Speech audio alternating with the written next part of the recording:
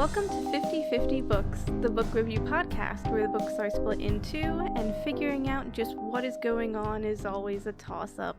I'm Taylor. And I'm Jonathan. This episode we are finishing Starling House by Alix E. Harrow. All right, Taylor, what are the vibes? I'm afraid the vibes aren't that good No. for me. No. I know. There was a lot of ideas I liked in this book. And I still think the first half is like very strong, but it kind of just falls apart a little bit for me in the second half, which we'll get into, and I'm sure it'll be something nobody has heard from me before. /S. So that's me. How are you feeling? You know, I think I had a pretty good time reading this book. I think there were several times in the second half where I was like, I don't know how Taylor's going to feel about this. Yeah. But I definitely enjoyed it, and I'm excited to get into those moments to see where we stand on them. Honestly, it was about time we disagreed, I think. I know. I fully agree with that, yeah. Yeah. So for the structure, we're just kind of trying to simplify it as much as possible. Doing the usual, we're going to break up probably the relationships versus the house and everything happening with that, because those are kind of the two different story threads going on here. So I think important, though underutilized, as you know I always say, is the platonic relationships we have in this book. Bev and Charlotte really being motherly figures, I suppose, in a way for Opal. Yeah. And also being in gay love with each other, which, shocking. It was shocking. I was not prepared for that. No, it was the most awkward scene I think I'd, ever read. Because it comes about, they're picking her up or trying to get her, Opal, from being, arrested. And Charlotte gets questioned, why were you at the motel? That's so strange that you were at this motel. And instead of just being I was hanging out with my friend or whatever, first of all, or I was dropping off books. Right. Literally anything could be said. But instead it became this weird, coming out as queer moment. I want to be clear that I'm not shocked that either of these characters are queer. I don't think that was the surprising part. I think the surprising part was that they were together and that was a secret the whole time. But that part, there were definitely, it's one of those things where in hindsight there were some hints, but it didn't make sense even with that. It didn't make sense, and it wasn't needed, which is a wild thing to say because queer relationships don't have to be needed in particular. And I think it makes sense within the context of this book and Eden as a town. But I don't know, something about that scene, it felt like forced representation for the sake of it rather than something more natural. I guess for me it could have happened and been fine, but it totally changes the direction of what that scene is about. Yeah. It's we seem to have forgotten the context we were in before this happens, because as far as I know, Opal is still bloodied and sooty, being picked up from the cops after being wrongfully arrested for something. There's so many other more important things. There was just a fire. We don't know where Jasper is. We only assume he's alive. There's so many other things happening here that I cannot possibly see why this would be the focus of everyone's attention. And they really dive. I could hear the violins in the background while I was watching this scene. It was very it was done up, right? Of we're not only coming out, but we're talking about our love in front of everybody and the problems that we've been having. And then everyone clapped at the end, and I was like, this has gone way too far. Yeah, that's actually a really good point. This isn't the only instance where the romance, I guess, kind of puts a halt or ruins kind of the pacing of what's going on. I say that as a romance anti, but I just think from a story perspective as well, it just it was weird. I think as we get into the other main romance of the book, I'd feel differently about that one. But for this, between Bev and Charlotte, it does feel a little bit too much. It's I want to support, right? It is some queer characters who are just kind of side characters, just being gay, and I don't know, that's the part of it that I like. I really just didn't like that it changed the attention of the scene. There was a line that could have been drawn sooner. On the other hand, I kind of get it as the author. You don't want to introduce this into the book and then everyone kind of just be awkward and not say anything about it, because that could probably be perceived poorly by an audience, right? To introduce these characters, everyone's oh, okay, and then doesn't talk about it ever again. So she kind of just resolves it all here, so there's no question about it. Yeah, I think there's another way to do that though. I think Bev being kind of immersed in Eden as a town. Like, she owns a motel there, so she's probably been there for a long time, and her family probably has. Like, there are ways to show the ways in which she's outcasted along with Opal, and then kind of having them connect on that level. And then Charlotte herself, we've already known she's kind of like an outsider within this town. She doesn't feel like she fits in, even though she wants to know the town. And like, I feel like there are ways to like elevate those ideas along with the queerness, and also have those connect to Opal and her own feelings of being outcasted. Yeah, I like that. Yeah, it feels like Bev could have been more important, I guess, in this story. Charlotte is like her own thing. I think she's good enough as she is in this book and her relationship with Opal, but Bev really is like their mother, or like at least like an aunt, right? Like, she is giving them a home, and there was never a bet. We learn about that, and she just cares about Opal and Jasper, but like, I don't know, I kind of just wanted to see that a little bit more, because we have to have Bev tell us, right? Like, we don't, it's just, I don't know. I have a couple thoughts here. I'm going to step back to Charlotte for a second. My theory about Charlotte in this book is that she's the author self-insert character. Beyond potentially, it seems she's responsible for this book somewhat. I think we were right about the footnotes thing, at the least. But beyond that too, beyond of her being the writer and librarian type character, the author says something in the author's notes, kind of talks about this town, Paradise, Kentucky, that Eden is based on, and how there was like a similar vibe of like this corporate greed and coal mining, all this stuff. The part I'm going to distill is that after that town officially shuts down the power plant that had caused pollution for years and years, the author says she asked herself if she left Kentucky too early. And that kind of made me think of Charlotte's character being like, I kind of want to, it seems like she wants to like the place, but she wants to leave. Like, she doesn't feel like it's for her, but maybe if she were to stick around after the Gravely stuff were to fall, maybe she would like it more. Yeah, I think the idea of that after is really interesting with Charlotte's character, and we kind of obviously get it at the end as well with Opal and with Eleanor. I do wish Opal gave more thought to that, I guess. Like, Charlotte was the introduction to that idea, right? Of what are you going to do later? Like, what's going to happen after? Because Opal's kind of a character that's living day by day. But I still just like think constantly, like, what does Opal want to do, right? Like, what does she want her life to be? I don't think we ever reach a conclusion for that at the end of this book. Yeah, I think that's true. There's the possibility of that, which Charlotte like almost gave her, right? She was like, come away with me and we could make a life somewhere else, right? Like, you could be a person. Sure. But Opal kind of just can't handle that at the moment. But like, it doesn't feel like she ever gets to the point where she can handle that.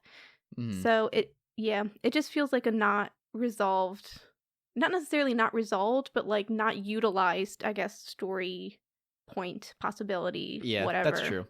Well, and to bring it back to Bev, like, when this comes out, I was initially confused because Charlotte did ask Opal, like, hey, if I move out of town, would you want to move with me? Because I'm like, well, why wouldn't you ask Bev that? But maybe it seems she did ask Bev that. And Bev maybe said no. I know there was like a portion of the book where Charlotte was like a little moody and like wasn't coming by the motel anymore. So I assume they were beefing about that at that time. There was like kind of like a lot of implicit unspoken things that I think this referred to but never addressed. And that was one of them, of like Bev was also feeling like, well, this is my town and I don't necessarily want to leave until this moment where they have this coming out. Yeah, it's actually, their story is actually really interesting when you think about it, because Bev is obviously rooted to Eden, right? Like, she has the Garden of Eden, which is the motel. And at the end of this book, like, what happens? Jasper is gone. Opal is missing for a while. And the garden is burned to the ground. So it's like she really does have nothing left there. So, like, what does she do as a character? As somebody who's been closeted, I'm assuming, her entire life. Like, right. There's something very interesting about their story together. I kind of wish, and this might be like a point of conversation I bring up a bit, especially towards the end of this book, but like, if we're talking about Eden as like a town and as like a character, I wish we got a little bit more of information about what those stories of Eden are. Because we do get like the ways in which Bev has to hide herself, but like she's the only one, right? Like we have Opal, we have Bev, and then we don't talk to anybody else in the town. But like Bev is the possibility of Eden, right? Like what Eden could be. Yeah, that one does feel like a lost opportunity of not fleshing out a little bit more. We get the sense, like, Opal mentions being bullied in school and being outcasted, and there's always a lot of concern for Jasper and the way that people look at him. But the only like real like I would say actively shitty person we see a lot of is Constable Mayhew, and he seems like an extreme case. Like I'd want to see the average case.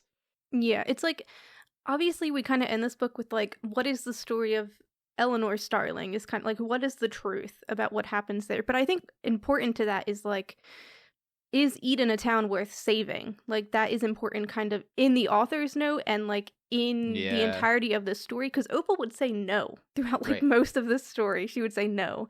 But we have characters like Bev and like Charlotte who aren't from there but want to stay there and see some kind of value there. And then we just like don't get any more of that. Like we don't see the things that make Eden special in any way.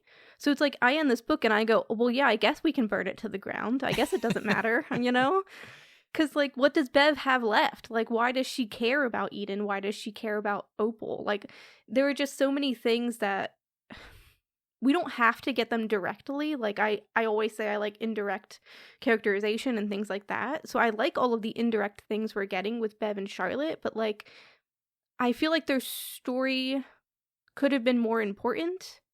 And especially more important in helping Opal figure out kind of who she is and what she wants. I feel like I kind of agree with you in that maybe this should have been fleshed out more, but I kind of like the thoughts that this leads to of Eden kind of becoming a place where these, I guess, found families root, like of like as far as thinking of Opal as a Starling and, Bev and Charlotte, as kind of motherly figures. Like, I don't know, like all of these people who are the center of this story, which is still an Eden story, whether or not they see themselves that way, like making that kind of the new reason for a place like this to exist. It doesn't really get stated that that's what's happening, but I think that would have been a good opportunity to lean into a little bit of, well, like maybe it can exist just not in the way it existed before, right? Like no more, we're taking down the power plant, like, or whatever, the coal mine situation. We're starting fresh, like we're updating ourselves. I think it would require some sort of reckoning at a town level that only happens really at a character level, so that's not I don't think it's implied enough in the book, but I think it would have been a cool opportunity to lean into. Yeah, and I think we get imagery of it, like the river in itself is always kind of like a rebirth, a cleansing type of angle, and then the rot of the beast turning into flowers obviously is connected to Arthur, but I think it's also like another like rebirth, spring, especially with the Garden of Eden type of naming. Like we get the idea of those things happening, but it is hard because it's like, how do you make any of that happen? Like there's the magical aspect of how you make those things happen, but like there's just, I feel like not enough given to Eden in regards to the people that live there and in regards to the town itself to like make us think that they can be better after all of this. Yeah, that's the part that's missing. Yeah. And of course not everybody is going to like change and be better, whatever. Opal does accept that at the end, but like, yeah, we could have gotten a little bit more, I think, of that. But that was a long conversation about these two. I do want to say one more thing though. Oh, okay. Just the fact that Bev was kind of a pain in the butt to Opal her whole life made no sense once we found out there was no bet. I think it's like the classic emotionally closed off. Like Opal and Bev are more similar than they really should be. Yeah. They just can't emotionally connect with people. I do, like, I can see how it would happen, but I don't know. There is something weird about it because, like, you see a young girl who almost died and lost her mother, and it's like you help them, but like don't help them. You also make them a little bit miserable. Like I don't understand the purpose. Yeah, it's confusing to me. Yeah. I think I don't like when authors do this, honestly, of like, oh, like that thing you thought was true for the whole first half of the book, it doesn't even exist anymore. Like we thought that this bet was true for so long and it actually never even existed. And it's like, okay, but like, did we go back and make sure that the first half of the book still made sense if that was never true? Like that's I think that's what's missing here is like, oh, haha, like it's a surprise, but it didn't line up to me because to me, if that was the case, I get what you're saying. Like Bev is a bit more closed off. Maybe she just is naturally standoffish. She's a motel owner. I'm sure that's not an easy job in the middle of nowhere, Kentucky. But I can't see like why she would feel kind of. It seems she felt kind of warm towards Opal's mom, so I can't understand why she would have behaved this way if that's how she felt about her mom. Because clearly the relationship between Bev and the mom must have been good enough that she offered a hotel room. Like she was vulnerable enough for that. Yeah, I think there's like too many characters in this book that just do not tell each other things, honestly. I think that's kind of the point of this book, though, to be fair. I know, but it's annoying is what I'm going to say. Yeah, I get you. Because, yeah, there's the whole everybody knew they were Gravely's and Bev should have said something and she didn't say something and, like, whatever. And then this whole, like, Bev should have just been honest about taking care of them and, like, that would have been fine, but instead she kept it from them and then, you know, decided to wait until now to tell them for some reason. And then, obviously, we get a whole mess of Jasper doing the exact same thing and just, like, for some odd reason, they're both keeping school secrets from each other. I know. This is moving into Jasper conversation a little bit, but like it is just a perpetuating of that theme in which there are no characters in this book that are just genuinely honest with each other, and it kind of pissed me off a little bit. I agree with you. I mean, maybe that's why I'm so upset by when this happens. It's like, all right, you can be dishonest to my main character, but you can't be dishonest to me. So I don't want to feel that way too, you know? And I think there's maybe a way in which it feels clever and it works, but in this one, I was just like, I don't know about that. Yeah. I do get your point, though, of it, like, it could almost feel intentional because we're supposed to, like, figure out these truths that recontextualize what we thought we knew, right? Like, that's the whole purpose of the Starling House stories. So, like, Bev being honest and telling the truth of this story of the bet kind of recontextualizes the beginning. But, I mean, I think we can also admit that it's a little bit, like, unnecessary. Yeah. It didn't need to be there type of situation. Well, I think we should take advantage and move on to Jasper. Yes, please, God. Sorry, I extended our Bev conversation. Nah, it's okay. So yeah, as I mentioned, like, the Jasper thing was kind of just these two characters thinking they knew the best for each other, kind of, and just not telling each other things. They truly are siblings and hypocrites. Yes. So what can we say? I know it is kind of fun to see Jasper go this route the second half, though, because he has a bit of a mightier than thou angle the first half. And then it's like, no, actually, you are just the same way. I can understand a little bit why he felt the need to keep things, because he genuinely cannot have a single conversation with Opal. I know. Like, the one time they almost have a genuine conversation, she, like, cuts it off and doesn't let it happen because she just cannot handle it. And that's also kind of like the last conversation they have or something, whatever. Yeah, I mean, at least some things come out in that conversation. I agree with you that it gets cut off in a way it shouldn't, but at least I felt like there was some progress made in that, like, they were starting to dig at the problems that they were having. Yeah, it was definitely the start of something. Just, like, knowing the ending of this book, though, I think it's supposed to feel like enough for how we, like, what happens at the end, but, like, I don't feel like Opal is adjusted enough to just let her brother disappear and kind of become his own person and her not freak out about it, you know? Oh, that's interesting. I guess the whole point was supposed to be that she's growing in that direction. I think you're right that it'd be tough, but I think she realizes finally after Arthur's said it enough that it is an urgent matter that he gets out of town.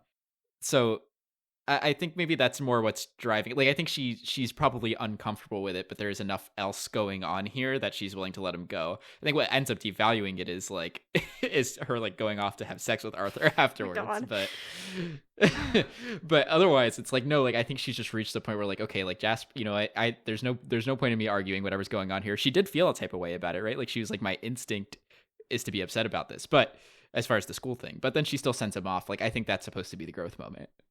her having it at that moment is fine. Like, I'm talking about the after, right? Like, when everything is kind of said and done and she gets out from the Underland for however long she was down there, Mm-hmm.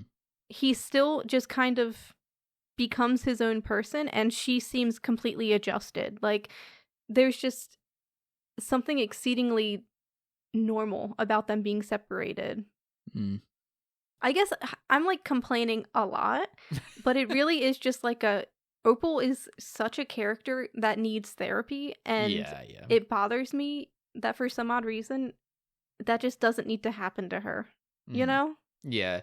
I get what you're saying. She kind of just like goes down to the Underland and comes out a new person, right? Yeah. Which, like, sure, she crossed the river, rebirth, whatever, but this is reality within this fantasy novel. I'm holding it to a very, like, strict, you know, she needs Maybe to get that's it why together. I'm like, I don't know. To me, I'm like, that's enough. She went down there, she had her moment, and like she's good now. I don't know. It's good know. enough for me. Well, we've drifted. We got into Opal more than when we started talking about Jasper. Yeah, I mean, to be fair, like, the other issue is Jasper in the second half of the book doesn't really matter that much. He kind of gets written out. Yeah, he doesn't say anything new, other than, like, the wardens being a choice, possibly, and him having the same dreams as Opal, which I thought was interesting, but, like, it doesn't matter. I think we were suspicious of that too. Yeah. I thought he would become a warden, but that didn't happen. Right. I thought that was the extreme. Though, like, when he started getting into this conversation before it became clear what his stance was, I was like, is he going to become the warden? Like, he seems quite interested. He was kind of like, we could have a home in Starling House. And I was like, okay, but do you want that? And then he was like, but I'm not going to let the house choose for me. And I'm like, okay, so he doesn't want it. Yeah. It was a little bit of a strange conversation. It was like. It was a bit of like, yeah, a word of warning conversation, but he did have some sympathies. Yeah, I think it was mostly just to call out Opal and be like, you're jealous because you want the house for yourself for some reason. Mm-hmm. So I guess that was like the first instance of us getting kind of a hint of what Opal wants as her own character. I wish we had seen a little bit more of Jasper. I know we saw Jasper show up to the house. I wish otherwise we had seen him get into it a little bit more, because when he comes out with all of this, I'm like, this is a different Jasper all of a sudden. Right. He is like actively researching the house. He has Arthur's notes. He's looking up the wardens. Like, he's looking into it for some reason. But, like, yeah, he doesn't do anything with that information. I think he just uses it to call her out, basically, right? It comes up in their second conversation before he leaves. Like, I think he's just using it as like, I know what she's up to. I know she doesn't tell me anything, so I figure it out for myself. There's like no importance to him knowing he's a Gravely or any of that stuff, because he knows it doesn't matter. The curse doesn't matter, and like the school stuff doesn't really matter. I mean, he gets pissed off about it, but like it's kind of just like you're enrolled in this school. Okay, now you're not. So everything's fine now. Yeah, that's fair. There's obviously more to say about Jasper, I think at least a little bit, but I think it becomes relevant kind of when we start talking about the romance, because it kind of falls apart, right? I can't remember if this happens in the first part or the second part of what we read, but Arthur gets like really hurt, and then, you know, all the truth kind of comes out, whatever. I love that I didn't put any of that in the notes, because I guess I thought it wasn't important. But they decide like this is the opportunity to like kiss, basically, and like Arthur's kind of like, we can't do this, like I have a job to do, and like you need to run away from the house. All very understandable things for him to be saying while he's like bleeding from the neck, to be honest. But this is kind of when the plot, I was lost here, dude. We get like a few chapters, I think. It felt like longer, in which Opal and Arthur are both just sad as hell and nothing is happening. I think this was my least favorite part of the book. Right. It felt like such a drag. It did feel a little left field. For me, it felt like it didn't make sense, because all the characters, they were acting emotionally. I'm going to sound like a robot, but like in regards to what their motivations were throughout the entirety of this book and for years, them acting this way didn't feel it just like didn't feel right, because Arthur is his own problem. He has had one purpose in his mind, to get like to stop the beasts, whatever. He gets what he wants. Opal has left, and instead of like using her clue about the dedication and like doing something with it, he decides to just like drink and like grieve and like do exactly what he did, which caused Opal's mom to die, right? Fair Like point. he relapses into that, and it's like, I guess this was important to him, but also, does it feel like proper that this is what he does when he's getting what he wants? Especially for the length of time he seemingly does it. He is kind of a sad boy, though. He is, but he's like a sad boy that has had a very strong purpose. Yeah, I guess. I'm trying to think about this in relation to like, him being a kid and running away from home, right? Like that version of Arthur where like he's actually in emotional distress. I guess the difference is he put himself in this emotional distress and he knew it was coming. I don't know. Yeah, I do agree with that. I mean, like I said, I felt during this part of the book, I felt similar vibes, but I'm just trying to justify. Like, I do feel like Arthur is a bit emotional and sad, and given that he had mentioned a drinking problem in the past, it kind of makes sense that he would revert to it. And we know that even though he wants Opal to leave, he wants Opal, right? Like it's one of those cases where it's like, I'm asking her to leave because it's of protection. But in the ideal world, she wouldn't have to leave, and I would be able to have her. So there's the complicated feelings around that part of it. Yeah.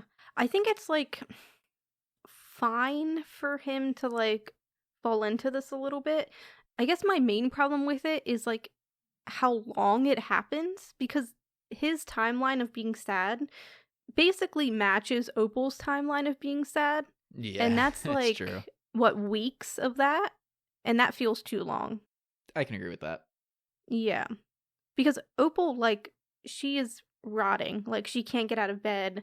She is just kind of left alone. Like, Jasper shows up and, like, doesn't help her at all, which I thought was crazy. He just left. She was actually, like, starving herself, too. Like, it was pretty bad. I think just Jasper didn't realize the extreme level of it. Or maybe he had seen her like that before and was like, she'll get over it. That's crazy to me. Like, for somebody agree whose with you. motivation is like, I want to get a job, or I want to go to school to learn business I know. so that I can take care of my sister. And it's like, okay, your sister's killing herself. Right. Like, right now in front of you, and you're not doing anything about it. It just That's felt fair. so out of place. That's fair. I mean, they were also kind of beefing, though, right? Yeah, I feel like you set aside the beef. Maybe I'm crazy for saying that. Yeah, I don't know. I could see like where if he feels a bit upset with her and he comes in and she's feeling sorry for herself, that he might have a hard time getting on board. At a certain point, though, yeah, like how extended it is should have been enough of a cue to him to do something. Right. So that was crazy to me. Opal herself kind of not doing anything is, it's also a little bit crazy. Hers is, I think, the most understandable. I think everybody is allowed a breakdown. The fact that it's happening because of a romance is kind of like throw up in my mouth a little bit, but It's like, of all the things in your life, this is what broke you. Yeah, especially because her motivation has been very clear in this book. Like, her brother is supposed to be her most important person, right? And she is in active danger, and her brother is in active danger. Like, she's just not answering Bane at all. Yeah. And she's not thinking about the consequences of that because a guy rejected her. So, like, I was kind of annoyed with that because it felt out of place a little bit for her character. That's fair. This is the first time something's on her wants list, though. She doesn't know how to behave. Yeah. I was going to say, I guess it's steeped in, like, her wanting a home and Arthur being that home. Mm-hmm. But I don't know. I just feel like this is the part of the book where the Bane stuff started to feel less serious, and I think it should have been the most serious. Yeah, I mean, I asked the question in my notes when I read it of like, oh, like, did we forget about Bane? Like, are they not coming back? Because that doesn't seem likely. Like, I think they're going to be coming back. On the other hand, though, with something like that, I feel like maybe the fact that she was probably missing to the public eye for several days there helped out a little bit, because I mean, I'm sure Bane noticed that she wasn't going into Starling House anymore. and probably wasn't getting any information relevant to them, and like maybe was ignoring the whole world. Like I wouldn't be shocked if like their observations around this is why there wasn't increased threat. Yeah. All I'll say is it's very coincidental that Bane, Opal, and Arthur all decide to do things at the same time, giving Opal enough time to kind of rot and then get her old job back. The timeline is just too perfect. Convenient. I get that.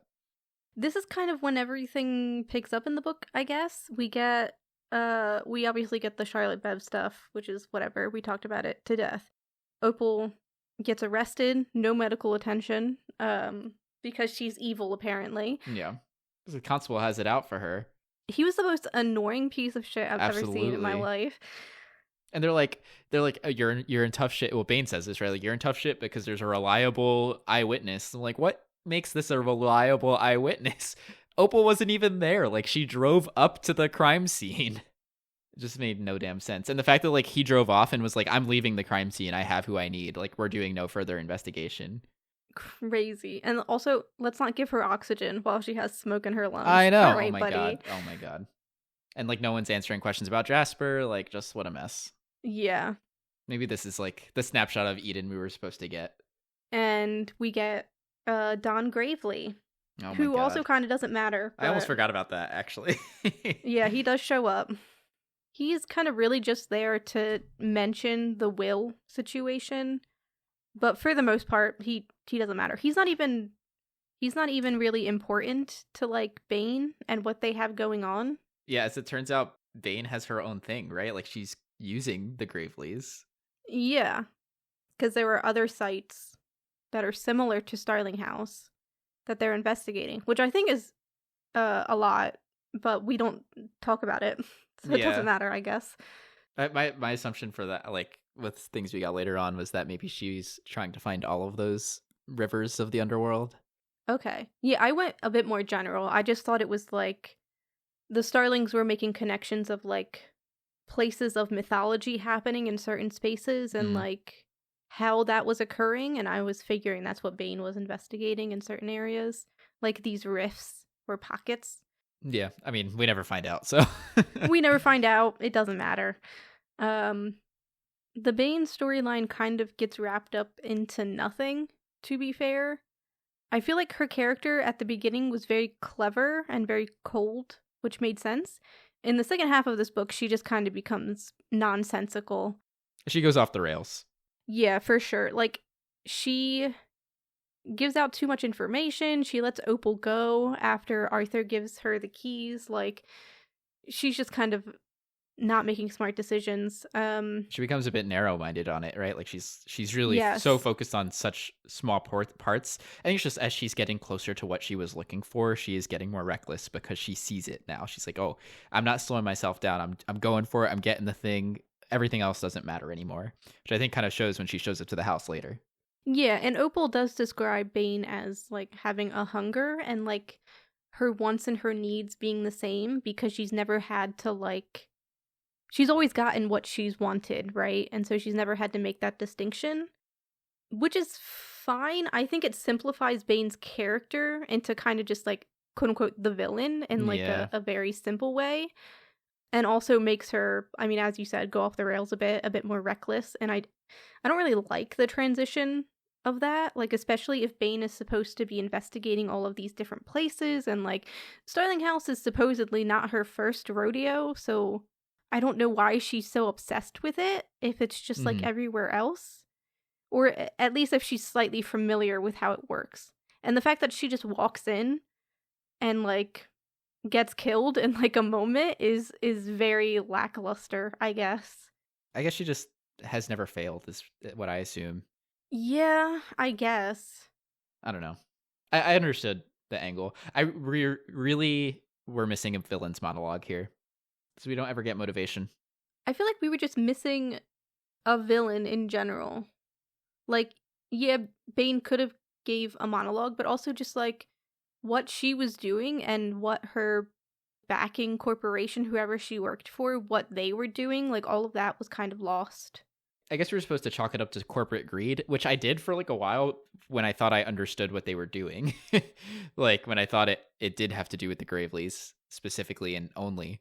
I think once it came into the fact that they were looking at mystical places around the world or in other locations, I was like, okay, but like, how do you make money off of that? Like, what are they trying to do? Like, yeah, I think it did get obscured. If that was supposed to be a point of corporate greed, which there already is one with the Graveleys, like if that was supposed to be another one, then it was a little lost on me.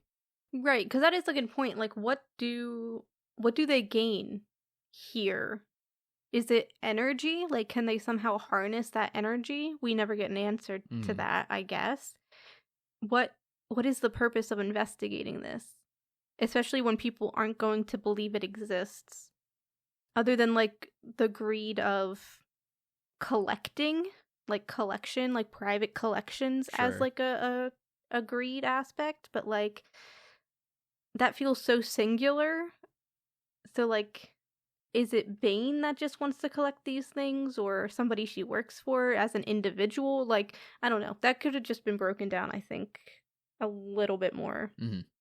So this end sequence is kind of, you would imagine, like, everything will come together. Like, the Beasts and Bane and Opal obviously isn't going to just leave with Jasper. She's going to go and help Arthur, and everything is going to happen at the same time. As we mentioned, Bane kind of doesn't matter.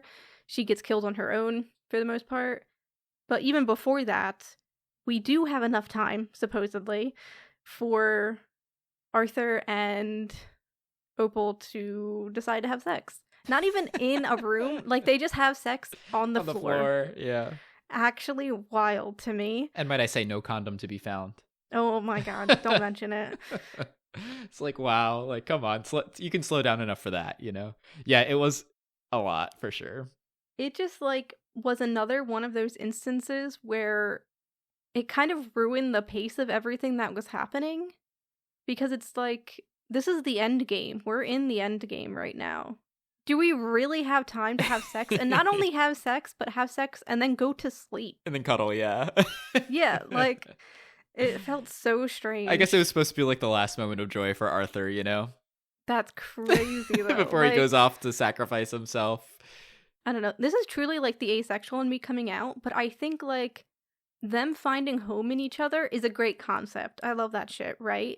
But, like, them kind of needing sex to do it felt so unnecessary to me. Like, I don't know if that's what it's doing, though. I don't think that's necessarily what it's trying to seal. I think it is, because while they're doing it, Opal, like, imagines home and Arthur together. That's like, true. She puts the pieces together more clearly later, but, like, that's when that imagery starts to happen, is when they're having sex together. That's fair. Yeah. I guess I didn't focus on that. For me, it was just like there had clearly been a tension for so much of the book at this point. This kind of like push and tug on like, we kissed each other, and then like nothing, you know, and then we're fighting. And it's like, it was very, to me, like all of the necessary back and forth was there for me for them to be like, all right, yes, I guess I can see why they feel the need to cut the tension here. Yeah. It's like, now we're moving on from all that. We're letting up the guard. We're not playing the game anymore. Like, let's just lean in. Opal was like, I can want things now, so like, let's do it. Like that, to me, that all lined up timeline wise. But I do really agree with you that it did disrupt the story, because when she was going to the house, I was like, we're in it. We're about to, like, either we're going to become besties with these beasts or we're going to fuck up some beasts. Like, one of those things is about to happen. Sex is not one of the things that I thought was going to happen. Yeah, I think I agree. Like, the culmination of wanting things and the repetition of both of them being hungry does fit with them having sex. Like, I can see that, even though I've never experienced it in my life. I understand. But, like, yeah, it didn't feel like the right moment for it, I guess. Mm-hmm. Unless they really thought they were about to die, then I guess that's fine. But maybe this is where it gets a bit disruptive for me, because Opal comes back and Arthur accepts that she's there, right? And they have this moment together. And it kind of feels like acceptance that they are home for each other and that they're in this together. And then Arthur decides to just leave. And not only leave, but leave and then try to, like, blow up his exit so that she can't follow him. Right. So I kind of almost wish, instead of him doing the self-sacrifice bullshit, like, if this had been the point in Arthur's story where he kind of accepts that maybe he needs help. Yeah, where he grows, yeah. Right, like, maybe he needs somebody to help him with this, and, like, befriending the beasts can also mean, like, you need to just befriend people in your life. Like, you need people to help you. And I think that's an Arthur storyline and also an Opal storyline. So, like, them coming together, I wish it was just more emotional, I guess. And then them just deciding very simply to work together. Crazy as that sounds. Yeah. I guess Opal has her growth first, right? Like, she kind of has her reckoning with Jasper. And then, you know, so she has her moment. Like, Arthur's comes later. And, like, even when she's going down to chase him, she's like, God, how stupid of him to not ask for help. And it's like, wow, like, Opal is a new person if she's saying that, because she was that problem 5 minutes ago, you know? Yeah.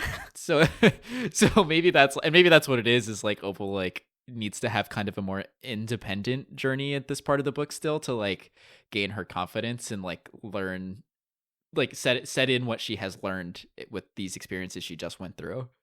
I definitely agree. I think, like, going back to the river and going through the mines, like, all of that feels necessary for Opal's character. So it is like a how do you do that if they decide to work together type of angle. Unless there really is just no fourth key and they both just leave together. Well, I guess that could have worked.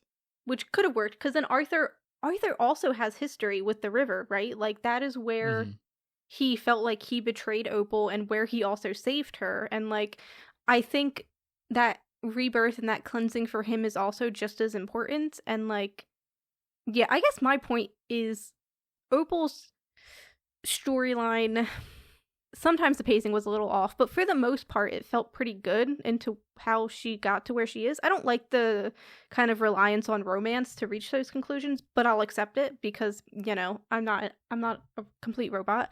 But Arthur really does feel left behind in these parts of the book, just because it doesn't feel like he ever gets that kind of growth and resolution. You want him to have his own arc. Right. I think he deserves one. Yeah. Just because, like, he feels so guilty about so many things. And yeah, it's just weird for him to, like, accept Opal in one moment and then just be like, okay, peace out now.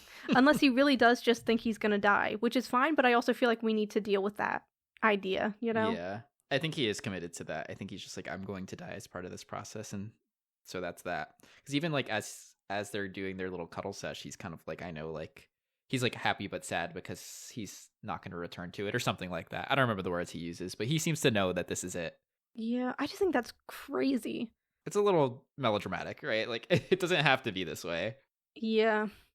He really just needs to, like, trust her, I guess, to be able to do things, which he does, I guess, in the Underland when he lets her go. But I don't know. I feel like too many things happen too quickly at the very, very end of the book.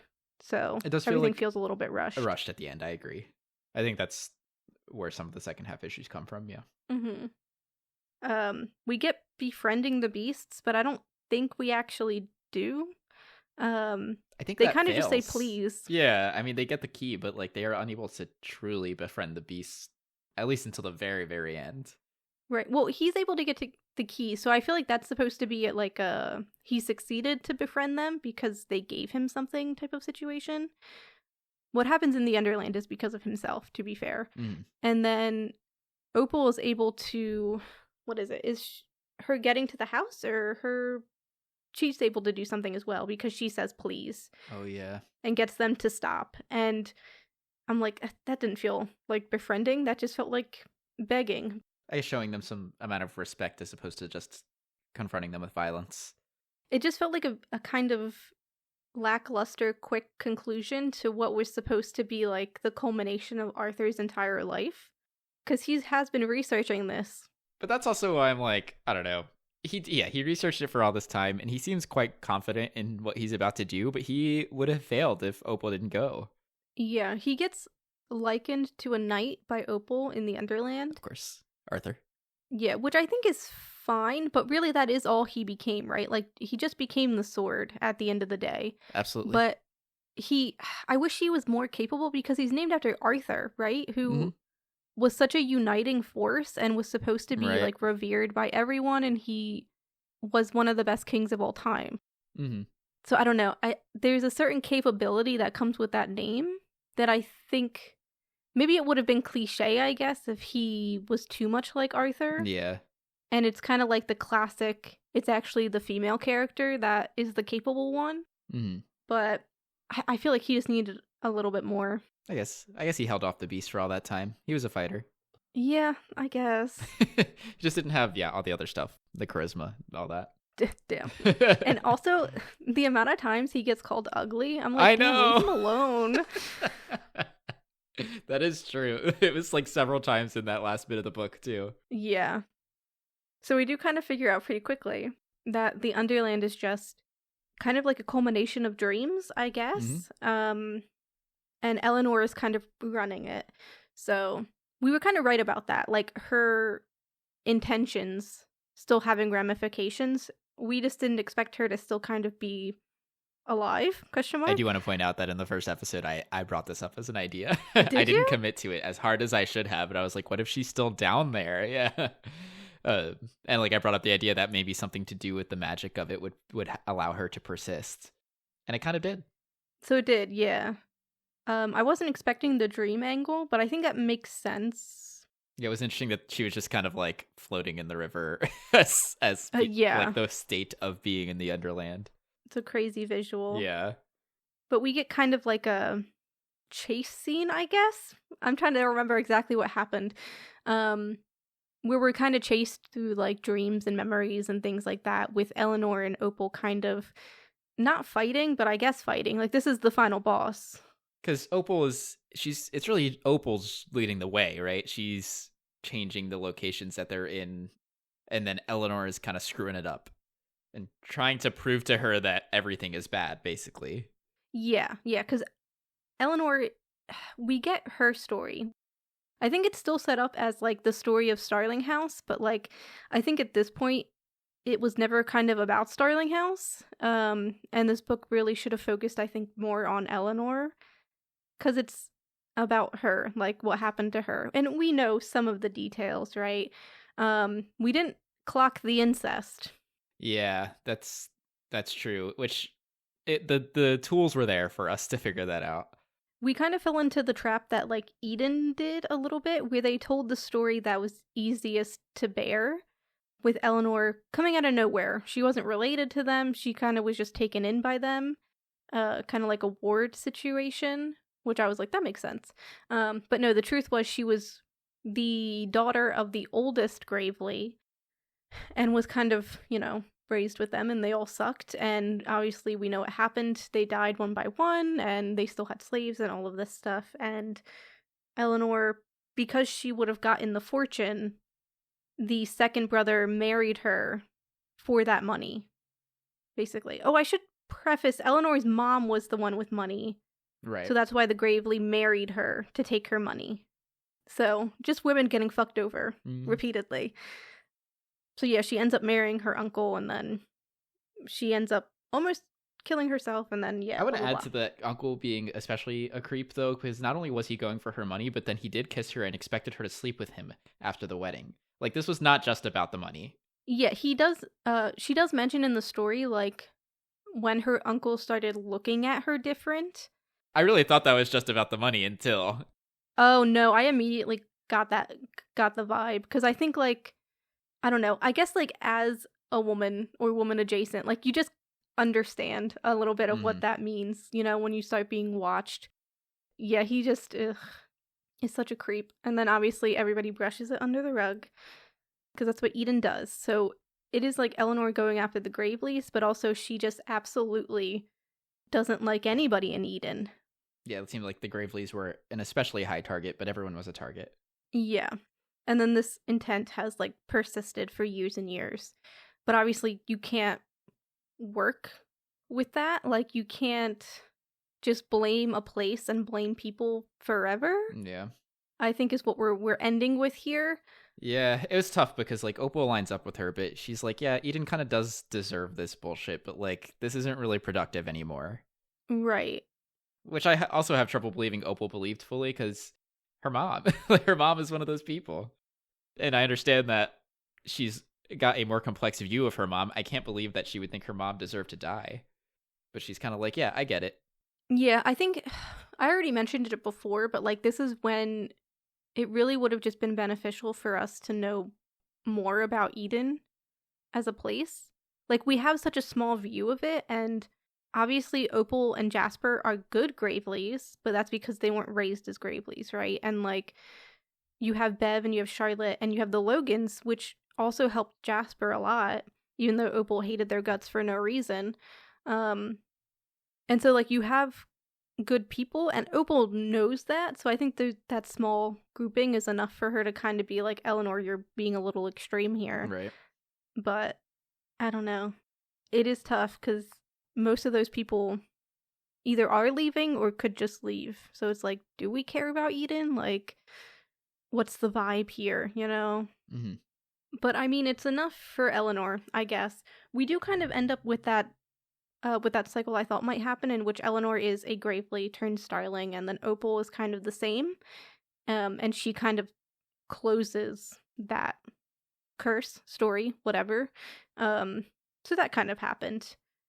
The only thing I'll really say about this section, other than all the thousands of other things I previously just said, is I feel like there's something important about the way that Eleanor herself felt like a beast. And I wish we had spent more time in the Underland, and I wish we had thought about the idea of befriending Eleanor. Like, not just chasing after her and hearing her story and, like, putting her to sleep. That all happened so quickly. We got the story of Eleanor, but, like, did we actually befriend her in any meaningful way? No. Like, did we actually learn anything about her?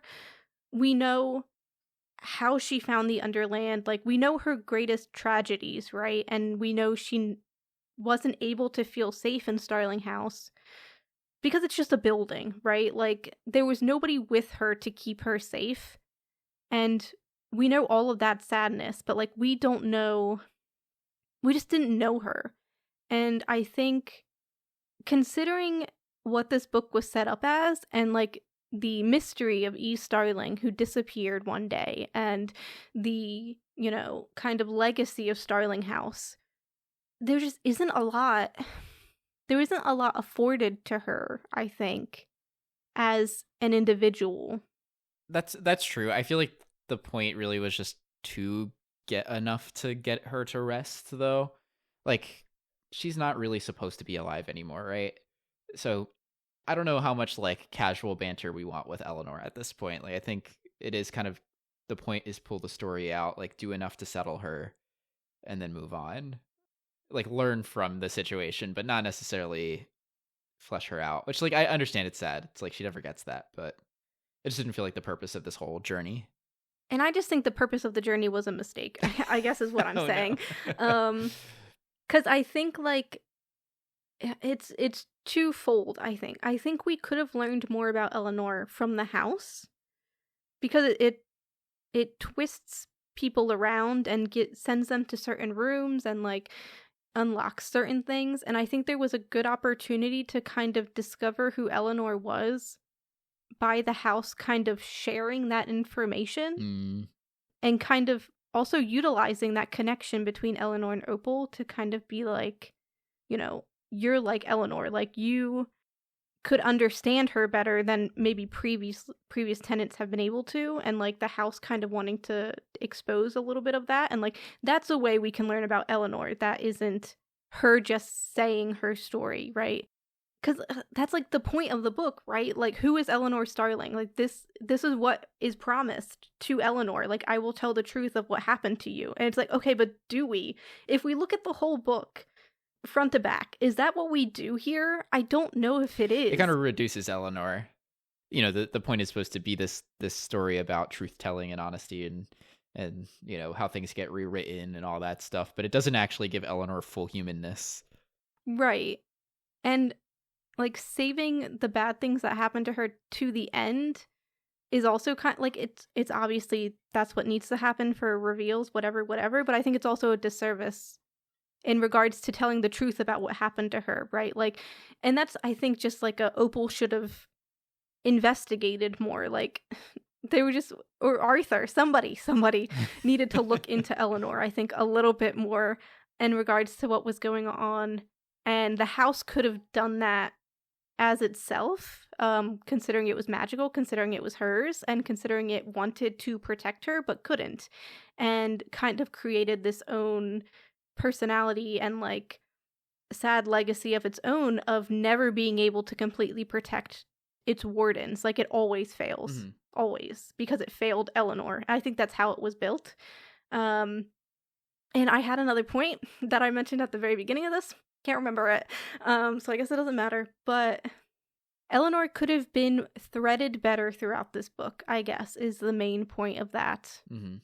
This is also, like, opinion of a romance hater, I guess. Like, this book just felt too focused on, like, Opal as a character. And I'm kind of like, girl, this isn't about you. Yeah, like, knowing what we know at the end, it does become about her. Right. Like, the worst parts of this book are the romance. Like, the ones, not even just the romance happening, but, like, when it falls apart, right? Like, that whole couple of weeks where they're just depressed and not doing anything. It's like, is this the purpose of what this book was meant to be? I don't think so. So it's strange that that's what we're getting. That's a good point. I hadn't really even thought about it from that angle of, like, what she's saying the book is supposed to be and, like, why she's writing the book, which presumably because of this Eleanor thing. Yeah, it does miss out on a lot. To the point, actually, that makes me think of something else, because when I was reading that epilogue, it almost sounded like they were referring to the fact that Opal was writing another book about Eleanor. And I say that because there's, like, a part where, you know, they're talking about, they speculate on what is happening in Starling House after they return. And, like, some people speculate, oh, maybe she's writing a book, and, like, maybe that's the book that we're reading, but part of me was like, maybe she's writing another book that's just about that.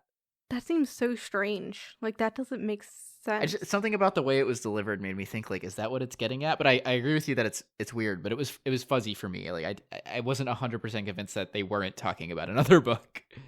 Right, because I think, like, the idea of, and this being repeated throughout, like, this is the story of Starling House. Like, this is the truth of Starling House. Like, even Eleanor's truth at the end is, like, a story about Starling House, right? And it's set up as nonfiction in the beginning because of the footnotes, but it is the second half of the book. I don't know if we get a single footnote. Like, I can't remember a single one. Oh, we definitely did, but not a ton. So we had 15 in the first half, I remember. I have a thing I want to talk about with one of them that's footnote 22. I can't remember if there are any after 22. I don't think so, because they truly, like, disappear. Yeah, I kind of thought that would happen, honestly. Yeah, but it just, like, it doesn't make sense for what this book is meant to be in regards to research, right? Like, I guess, but that's the part of the book that, like, this is the primary document for. Like, that, what happens in that part of the book. But this is also part of the book where, like, we lose the plot. Like, it's, for some odd reason, the least about what's happening at Starling House, and is more so about what's happening in Opal's life, which matters, but, like, also shouldn't matter within the context of what this book is meant to do. Yeah, I guess, but I like it. Okay, fair enough. I'm a hater. No, I think you're right though. Like, when they put that in at the end as, like, that being the reason for this book, it makes you question that. It makes you question whether that book would look like this book. Yeah. I think maybe less authors should do this, because this is how many times have we had a book like this where it seems like maybe the book we're reading is the one that's in the universe. Oh, too many times at this point. Maybe I'm over it. Like, because I like the book otherwise. I think the footnotes are cute or whatever, but, like, if that had to go to make it not have this confusion, I wouldn't mind. Yeah, I think, like, it worked in the beginning when Starling House was still such a mystery, and it did feel like characters were investigating what was going on. All of that is, like, lost in the second half. And it's just, like, if you're not gonna do it in the second half, you might as well just not do it the entire time. I guess, yeah. There's plenty of things that happen in books that are, like, hooks at the beginning and they die quickly. Yeah. I will say, so I mentioned that footnote 22. I'll mention why I brought that one up. That one, they talk about, like, Opal being caught up in a case about her last name and, like, whether or not she has the right to be considered a Gravely, which I assume has to do with, like, the will and money and all that stuff. And that was like where I was like, maybe the footnote should have ended sooner because it gave away too much. It gave away that Opal was still alive at the end of the book, first and foremost. It gave away that they don't have any Gravely money by the end of the book, which I thought could have been an interesting feature, especially related to Jasper's life. If that was like resolved closer to the end. But it was like, it killed it. It didn't like leave that tension of like, will that be resolved? Won't that be resolved? Like, I felt like that was footnote 22 had a lot of things I think should have just stayed in the epilogue. Yeah. I like didn't notice this footnote, I guess.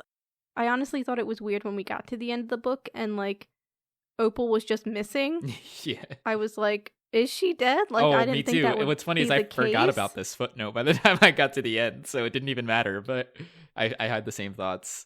I also thought like maybe she's staying in the Underland to like use it for good type of situation, which I thought was crazy, but nah, she's fine. They just took a while, I guess. Yeah, I don't know why that is. Like, why is it that Sleep meant Eleanor died and they came back? I guess, I don't know, maybe it took 6 months for Eleanor too, but she was just so old she died. Yeah, like you mentioned before, like she's kind of just like, she's probably just like a dream of herself at that point, like already dead, but persisting. It's part of the supposed underworld, so like I think it makes sense if she's dead. Mm. There's also like always such a big connection between sleeping and like death and all of that kind of stuff, so Yeah. I don't know what else there is to say about the end of this book. I feel like I got upset, which I mentioned before with all the Eleanor stuff. It's a shame. Yeah. Yeah, I'm trying to think of like what else happened at the end. I guess that's it, right? I mean, that was it. It ended quite suddenly, right? Like, it was like they finished the Underland stuff, and that was the end of the book. I mean, there was the epilogue and the epilogue to the epilogue, which we'll talk about. Like, but truthfully, the book ended there, and that was bizarre. I think, like, it ended at the climax. It didn't have much of a resolution.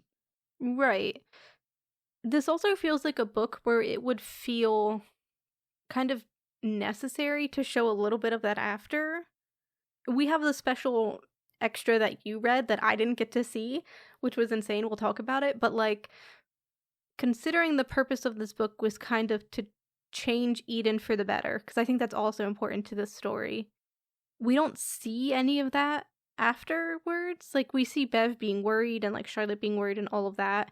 And even the hint we get in your bit that you read, like, it doesn't show Eden, right? Like, there is nothing about the town of Eden that is important in the end of the book, but I feel like it should be important. Like, is the town going under? Like, are people still as garbage as they were before? Like, what are we doing to change the situation, I guess, is what I was looking for. Like, telling the truth is great and all, but to Opal's point, like, not everybody is going to believe it. So what are you doing, like, actively, other than speaking? Like, what actions are you doing to kind of help make things better? Because I think that's more important. Well, maybe not more important than telling the truth. Like, the truth is very important, but like, I don't know, if you want a situation to be better, there is an amount of action that needs to be placed into it. She seemed pretty resolved to this being a slow change, though. She's like, some people will start telling the true story, and over time that'll fix itself. Yeah, but that's like she's basically doing what Eden has done the entire time at that point. Yeah, exactly. It's way too passive. Yeah. I don't know. It might just be like an issue of people sometimes believe too much in the power of stories, which I think is fine, but I think it can be a little bit pretentious from like authors and stuff like that. Like, literature is important and like it's political, like art is political and all that kind of stuff, but like it's not always enough on its own. Not self-sufficient. Yes, exactly. You need the other parts too. I agree with you. Mm-hmm. Yeah. So in my version of this book, I read the ebook just on Libby through the library, and there was an author's note, which I have skipped an author's note before, but I decided to read this one, thank goodness. And it was a normal author's note for the first half. It was pretty cool. It talked about the whole Paradise, Kentucky thing I mentioned earlier, and kind of the author's motivations for writing about corporate greed. And also, we didn't really talk about the environmental aspect of like the polluted lake or the polluted river and all that. Mm-hmm. Like there's that town is why she included those things, which I thought was kind of a cool addition. So she explains that, and then there's a section in the second half of the author's note called 7 Years Later, which apparently doesn't exist in all versions of this book, but it existed in mine, and it talks about this, I think, teenage girl who's run away from home and ends up in Eden, and like the mist is high, and she like crashes her truck and is found at the scene of the accident by Opal, who's kind of like, I don't know, looking out for her and like lets her know she can like come by if she needs to. I wasn't 100% sure what the reason behind this was, other than to get the sense that like Opal and Arthur are like living their lives, and like they even like have a mention of wanting kids, which, I know, take for what you will. But my thought on this was like, is the implication here that this teenage girl ended up in Eden, crashing right by Starling House because the house is calling her? Like, is the house still alive, and is it still calling people? I didn't get this. So imagine my surprise when you messaged about it before. Yeah.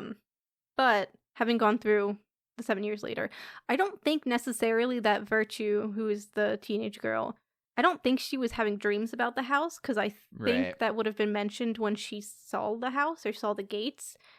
I think it's just like coincidence, but also a little bit of mysticism. I think it's more so that Starling House has become not a place that needs wardens necessarily, but a place that is for wayward people, people who just need a place to return to.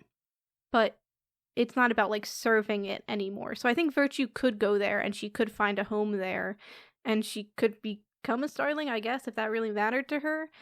But she wouldn't have to like take up the mantle for it. I don't think she's having dreams about it.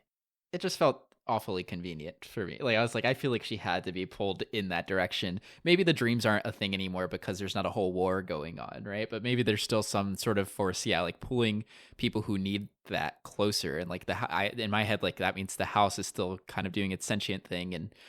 And they talked in the book content, in the main part of the book, they mentioned this idea of like you hear me, the house is pulling in the homeless and the hungry, and like wanting, and Opal mentions like wanting to take care of, it wants to take care of people as much as it can. It's just that it's got a limit, and it can't because of this whole war that's going on. Like, that part is what appealed to me here, of like, oh, the house is still doing that, and now it can be more successful because these people aren't at risk anymore. So like, I thought maybe there'd still be wardens, but there's not a war to fight, and like maybe Virtue's going to be the next warden, but warden isn't really the right word for it anymore. Like, she's really just going to get to live in the house or something, take ownership of the house eventually. Yeah, I think that is accurate enough. I think like the idea of Opal's, I don't know if Opal mentions this or if the author does herself, but there's this idea of like a home being somewhere you can come back to. I think that is kind of what becomes of Starling House. Like, for Eleanor, Starling House was her only home. Like, it's where she would exist and be safe within it. Like, leaving wasn't an option for her. There was nowhere else for her to go. But I think for characters like Jasper, who is kind of a Starling as well, and like there's mentions of other characters. I can't remember if Bev and Charlotte go there, but they might. There's like characters that visit Starling House, and like Jasper's cousins, or I think it's his cousins, I can't remember. They also end up staying there, and like Virtue ends up finding her way there, and it's just like a place where people don't have to stay, but it's still your home as long as you need it, right? Like, it's still a place you can return to. It's kind of interesting that becomes a little bit like Opal staying in the motel, or like Opal and Jasper both, of like it kind of served that purpose for them. Yeah, that's true. So like Opal has kind of taken up this sort of caretaking vibe, like a Bev quality. Yeah, and the house adjusts as it needs. It adds rooms and all of that kind of stuff. So yeah, it comes a bit more transitory. Yeah, I like that. But we should probably talk about reviews in general. I can go first. I feel like I mentioned most of my gripes. I will say I complained a lot and probably talked way too much during this episode, but I didn't hate this book for the most part. A glowing review from Taylor. I know. I think the idea was interesting. I think the, like, intent of this book was interesting, with, like, the environmental issues and the corporate greed, and, like, the idea of stories and, like, history just being stories, and that doesn't mean they're accurate all of the time, you know? It depends on who you ask, it depends on the winner, it depends on all that kind of stuff. So, like, I think there were interesting ideas and threads throughout this book, but man, I really just hate romance, don't I? Oh, I was so concerned when we got to that chapter. I know. I just wish it was more emotional, I guess, is my problem. Like, it's not even that I hate Opal and Arthur together. I think they're fine. I just feel like their relationship could have been a bit more emotionally vulnerable rather than physically vulnerable, but I do understand that for some people that is the same thing, so that's fine. So I think for this, I'm really between like a 3.5 and a 4. Ooh. I don't know if I want to go as high as a 4, though. That's honestly higher than I thought you were going to say, so. Yeah, no. Like I said, I didn't hate this book. I thought there were a lot of interesting things. The first half was very strong. I really loved it. Yes, I agree. So I maybe just a 3.5. We'll see how I feel later, but yeah, it's always, you can always change your rating, so. Yeah, what about you? I mean, I had a great time reading this book. You know, I mentioned a few things that held me back as far as like things being not true suddenly anymore, though that was pretty in line with the book in its purpose. I like the style. It was very, I don't know, fun to read. I like the little images that were included in the book. So I don't know. It was all very smooth to me. I would say maybe just more fleshing out the second half of the book is probably the main thing I would have wanted. So, so with that, I'm gonna give it a 4. It would be a 4 out of 5 for me. Yeah. Mm-hmm. And then to switch it up a little bit, we're thinking of doing a rosebud thorn. So why don't you go for it? Yeah. So I would say for the rose, I really liked that Eleanor wasn't the like capital V villain of the book. Like she did end up being the source of like the beasts and some of the bad things that have happened, including to Opal's mom. But she was allowed to be complex, and that was kind of that. Like she had her story. She had the right to feel every way she felt about everything, and it was just more of like Opal and Eleanor having a bit of a back and forth on philosophy, and like Opal has the benefit of having been around much after Eleanor's supposed death. Like I just like that was allowed to be kind of a full complex conversation. Like I didn't feel like the book ended with Eleanor being the bad guy. Mm-hmm. So that was a good positive. I would say for a thorn, I didn't really like the moment when it was revealed that the letter from Arthur's mom was incomplete, and the second half was like, actually, like you don't have to do any of this stuff, and actually secretly like Arthur is, you know, doing this on his own accord. Like it felt like a little cheap to be like it was secretly cut off, and like for like and had content of importance afterwards. Like I didn't really think the angle shift was that interesting, and so it didn't feel worth it to me. So that one that was just like a little bother. As for a bud, for something I'd want for the future, I'd just want Jasper to be like super successful with his little film career. Super excited that he came back with all his little film stuff from university. So I was like, I'm here. I'm rooting for Jasper. Like Opal's figuring her thing out. Jasper has all this potential, and I just want to see him be successful. Fair enough. I agree. Yeah, his films were like so interesting from like an actual like reality and also fantastical level.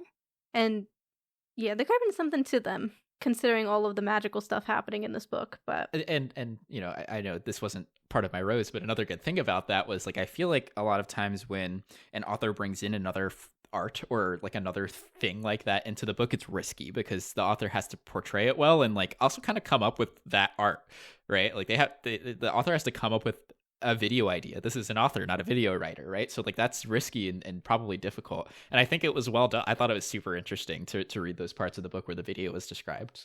Yeah.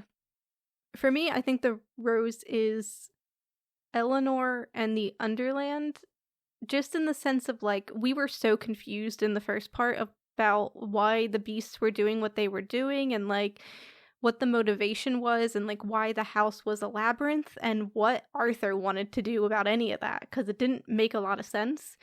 And I think sometimes like the it was all a dream stuff, which is kind of what happened, can feel a little cheap, but I think in this it just made it make sense. Like the beasts are going after everybody because everybody in Eden sucks, and I think that's understandable. And like why are there beasts? Well, because Eleanor made them, and I think we get a suitable explanation as to why that is. And the connection to the underworld and like death and sleep together, I think, is also very grounded in what you would expect from like mythology. So like all of that kind of magical, fantastical stuff, I think was good and like made sense with what was happening. And also the fact that some of it didn't make absolute sense was also fine. Like Eleanor being like, is the house keeping people out or is it keeping things in? Like her not being sure about that, but then also doing both is, I think, makes sense within her character. And it doesn't have to be perfectly logical, I think. So I thought all of that stuff was good. I think a thorn is like, I kind of wish the platonic relationships were a little bit more, especially in the second half, and just like better, I guess, as dumb as that sounds. Just because I think it's very important to Opal for that understanding of people being home. And we get that clearly with Arthur, and she thinks about it in regards to everybody else in her life. And I think that's like really important, both for her and for like what's going on in this book. But yeah, like we mentioned, Bev is just not honest about things for some reason, because everybody in this town can't be honest about anything. And then Jasper kind of just disappears, and like, I don't know. I wish they just held more importance in, and also maybe kind of helping, right? Helping Arthur, helping Opal. Like, I just wish they were a bit more active, I guess, in everything going on. For sure. And then for my bud, it's kind of also a little bit of a thorn, but it doesn't have to be. I'm just kind of interested in all of the other sites that Bane mentioned. And I was kind of like hoping, thinking this book would deal with that in the aftermath of this. Like, I don't know. I guess I thought this book was bigger than it was. Yeah. When I thought Jasper was going to be the warden and Opal was going to travel with Arthur, whatever they were going to do. Because I almost expected like a, let's go and travel to these other places and save them, figure out what's going on, like stopping Bane, like stopping whatever this evil is that's trying to take them, like that kind of energy, which could have fit in this book, but also I guess wasn't needed, so it's fine. But like, I'm just kind of interested, I guess, in that idea of other places that are like Starling House and like what that looks like everywhere else. Yeah. But otherwise, this was not a terrible book for either of us. Yeah. Happy with this, yeah. Yeah. The next book is kind of a Greek reimagining of Eurydice and Orpheus, but it's also, it doesn't seem like it's like that at all. So we think it's a safe bet. We kind of know how that myth ends. We've both seen Hades Town. We understand. But there's even some Orpheus Eurydice action in this book. Is there? Oh my god, You're right, there is. So I guess perfect lead-in, because we are reading More Perfect by Temi O, and it's a very long book. It's kind of a sci-fi, not too crazy of a sci-fi, it seems, just like, you know, the near future, quote unquote, kind of having like people implanted with social media and like government oversight and kind of dystopian overreach, blah blah blah. So definitely disconnected enough from the myth that we think it's fine to do an episode on it. There are definitely going to be a lot of things to theorize about, even if we know it's probably likely that not everybody is going to make it out the other side of this book. Sorry, that's a spoiler, I guess, if you haven't, if you don't know that myth. Yeah, I think it'll be interesting to see how things might map back. It doesn't necessarily claim it's going to be exactly like the myth, right? But I'd be curious to make theories based on what we know about Orpheus and Eurydice and seeing like who do we think is who, what's mapping to what, you know. Yeah, for sure.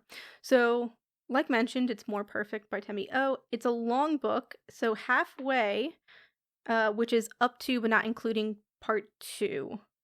As always, if you have your own thoughts and theories, all of our social media is in the description. Who knows what we use at this point, so we're just going to say that now. And I guess we'll see you next time. Goodbye.